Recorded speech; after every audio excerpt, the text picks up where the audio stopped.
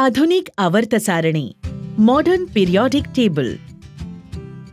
ही आहे आधुनिक आवर्त सारणी मॉडर्न पिरियॉडिक टेबल। आतापर्यंत शोधली गेलेली सर्व 118 मूलद्रव्य 118 एलिमेंट्स या आवर्त सारणीमध्ये आहेत। ही सर्व मूलद्रव्य त्यांच्या अणुक्रमांकाच्या म्हणजेच ॲटॉमिक नंबर्सच्या चढत्या क्रमात लावली आहेत। यातील फक्त 98 मूलद्रव्यच नैसर्गिकरित्या आढळतात। बाकीची मूलद्रव्य वैज्ञानिकांनी प्रयोगशाळेत तयार केली आहेत। आधुनिक आवर्त सारणीमध्ये एकूण 7 आवर्त म्हणजेच 7 पिरियड्स आहेत आणि 18 गण म्हणजेच 18 ग्रुप्स आहेत। या नागमोडी रेषेच्या एका बाजूला धातू आहेत तर दुसऱ्या बाजूला अधातू। मध्यभागात उपधातू म्हणजे मेटलॉइड्स आहेत। उपधातूंमध्ये धातू व अधातू दोघांचेही गुणधर्म असतात। आवर्त सारणीमध्ये अजून अनेक मनोरंजक पॅटर्न्स लपलेले आहेत। हे पॅटर्न्स समजले तर मूलद्रव्याचे केवळ आवर्त सारणीतील स्थान पाहूनच आपण त्याच्या गुणधर्मांबद्दल अंदाज बांधू शकतो। पण यासाठी आपल्या त्या मूलद्रव्यांचं इलेक्ट्रॉन संरूपण इलेक्ट्रॉनिक कॉन्फिगरेशन जाणून घ्यावं लागेल। म्हणजे अणुकेंद्रकाच्या चोहीकडे उपस्थित असलेल्या इलेक्ट्रॉन्सची मांडणी। रासायनिक अभिक्रियेमध्ये इलेक्ट्रॉन्सच भाग घेतात म्हणून मूलद्रव्यांचे गुणधर्म त्यांच्यामुळेच ठरतात। आता कोणत्याही एका ग्रुपमधील मूलद्रव्य पाहू, जसं की ग्रुप 1। यात काही पॅटर्न दिसतोय का? गरज पडल्यास व्हिडिओ पॉज करा। ग्रुपमध्ये वरून खाली येताना कक्षांची संख्या वाढते म्हणजे अणूचा आकार वाढत जातो।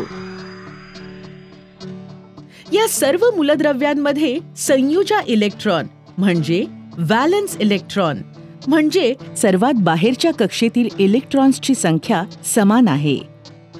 म्हणजे रासायनिक अभिक्रियेमध्ये इलेक्ट्रॉन देण्याची किंवा घेण्याची या सर्व मूलद्रव्यांची क्षमता समान आहे।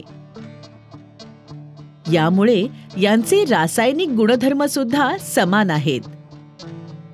लिथियम हा एक धातू आहे आणि पाण्यासोबत त्याची अभिक्रिया होऊन हायड्रोजन गॅस निर्माण होतो। हे जर आपल्याला माहिती असेल तर आपण अंदाजाने हे सांगू शकतो की सोडियम पण असेच करेल आणि हे सुद्धा की सोडियमचा अणू लिथियमच्या अणूपेक्षा मोठा असेल। ग्रुप 1, 2 आणि 13 ते 17 मधील मूलद्रव्यांना मुख्य ग्रुपमधील मूलद्रव्य म्हणजेच मेन ग्रुप एलिमेंट्स असं म्हणतात। ग्रुप 3 ते 12 मधील मूलद्रव्यांना संक्रमण मूलद्रव्य म्हणजे ट्रान्झिशन एलिमेंट्स असं म्हणतात। ग्रुप 18 मधील मूलद्रव्यांच्या अणूमध्ये बाहेरील कक्षा पूर्णपणे भरलेली असते। त्यांना निष्क्रिय वायू म्हणजे नोबल गॅसेस असं म्हणतात। आवर्त पिरियड मधील पॅटर्न पाहू। एका पिरियड मधील सर्व मूलद्रव्यांच्या अणूतल्या कक्षांची संख्या सारखी असते। आपण पुढील पिरियड मध्ये जातो तेव्हा अणूंच्या नवीन कक्षेमध्ये इलेक्ट्रॉन भरणे सुरू होते। पिरियड 1 मधील सर्व मूलद्रव्यांच्या अणूमध्ये एक कक्षा आणि पिरियड 7 मधील सर्व मूलद्रव्यांच्या अणूमध्ये 7 कक्षा। तांब म्हणजे कॉपर चौथ्या पिरियड मध्ये आहे तर त्यामध्ये किती कक्षा असतील? एकदम बरोबर, 4। डावीकडून उजवीकडे जाताना अणुक्रमांक वाढतो, त्यासोबतच संयुजा इलेक्ट्रॉनची संख्या सुद्धा वाढते।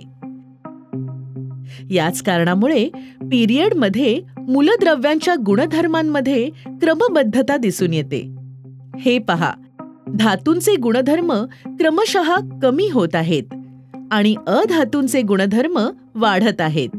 आवर्त सारणीच्या खालील भागात 2 ओळी आहेत, त्या 6व्या आणि 7व्या पिरियडचाच भाग आहेत।